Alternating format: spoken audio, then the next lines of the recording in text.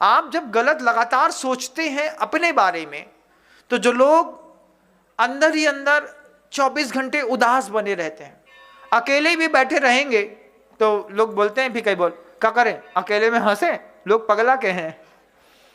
पगला नहीं कहेंगे, एक हंसी होती है और एक प्रसन्न वदन होता है। अकेले में भी बैठे हैं तो स्वस्थ हैं, अपने आप को फील गुड फैक्टर पे रख करके बैठे हैं।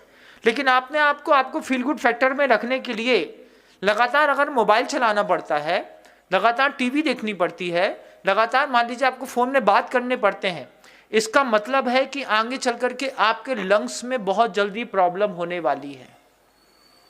छाती में लंग्स होते हैं ना, सांस लेते हैं, सांस कभी ली है? कितनी लेते हो? बस उतना ही महाराज जी, जितनी घुस जाए अपने आप निकल जाए अपने आप, इससे ज्यादा नहीं। क्यों? मेहनत नहीं होती, जबकि मेहनत करनी चाहिए। एक गहरी श्वास सुबह सुबह जितनी लोगे तो वो जो छाती में हवा घुसती है ना थोड़ी सी, अभी तो छाती में घुसती नहीं है, अभी तक पेट तक जात है, तुम्हारे खाना में थोड़ी सी धक्का मारा थे और हवा चुपचाप वापस निकल जाते। कौन मेहनत करे महाराज? अंदर बाहर तो अनुलोम विलोम करने के लिए नहीं, तुम लोग को अंदर बाहर जे वाली बड़ी अच्छी लगत है, पत्ते वाली अंदर बाहर तो कर लोगे, लेकिन नाक वाली अंदर बाहर नहीं करोगे। जबकि कहते हैं कि सुबह सुबह जो ठंडी हवा रहती है, वो शीतल हवा में नाइट्रोजन सबसे कम मात्रा में रहती है, ऑक्सीजन का लेवल हाइपर रहता है 83%। उस समय सुबह उठ करके छत में बैठ गए हल्के कपड़े पहन करके और 15 मिनट तक मात्र अनुलोम विलोम अच्छे से कर लिया, थोड़ा सा भस्त्रिका प्राणायाम कर लिया। ये दो चीजें आपके चेहरे का चमक ग्लो भी बढ़ा देंगे, साथ ही साथ आपकी उदासी भी दूर कर देंगे। और लंग्स के अंतिम भाग तक जब हवा जाएगी तो आगे चल करके लंग्स का कोई प्रॉब्लम नहीं होगा। लेकिन आपको अपनी उदासी दूर करने के लिए लगातार स्नैपचैट, लगातार फेसबुक, लगातार आपको दूसरा और क्या होता है, इंस्टाग्राम, हाँ वो लाल पीली नीली हरी, पहले लूडो में खेलते थे हम लोग, हरी हराबे लाल जिताबे नीली पीली टक्कर खाबे, अब वो सब ऐप में आ गए हैं।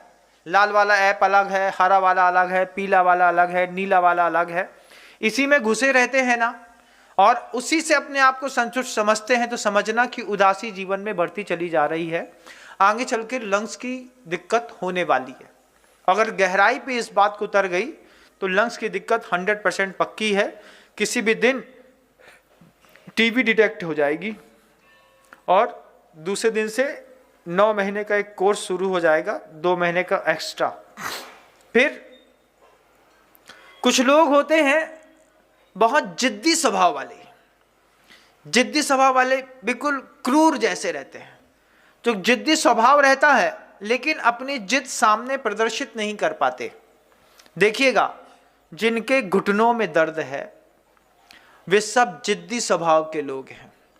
अगर आप अपना जिद्दी स्वभाव छोड़ करके थोड़ा वात्सल्य को लेकर के लाने की कोशिश करेंगे और अपने बारे में अच्छा सोचेंगे, जिद्दी स्वभाव वालों की जिद कैसे दूर हो सकती है?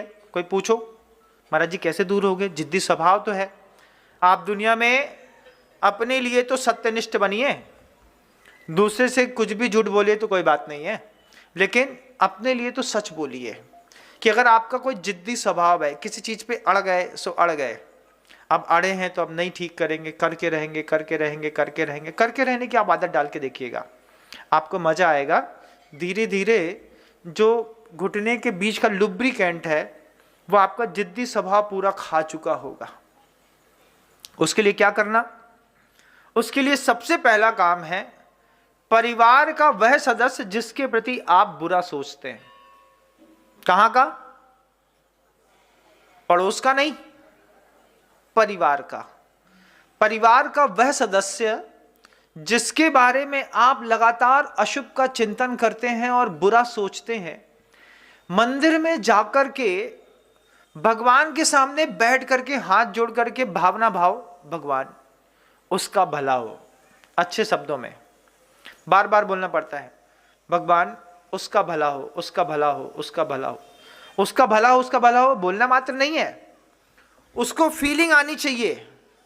जैसे मान लीजिए जब हम किसी से क्षमा माणी के दिन क्षमा मांगते हैं तो हमने बोल तो दिया, खम्मामी सब जीवानाम सभ्य जीवा खमंतु में मित्य में सब बुदेशु बैरम मध्यम न कैणवी, बोल दिया आपने। लेकिन आप जब क्षमा मांगते हैं, सामने वाले को फीलिंग कैसी आती है? सामने वाले को क्या बोल रहे हैं? जी आ गए, एक कार्ड भेज दे हैं, एक फोन कर दे, भैया कछु गलती हो गई हो तो क्षमा कर दइयो। उमें भी इतनी तेज क्षमा मांगी जा रही है कि क्षमा भी तमाचा जैसो लग रही है।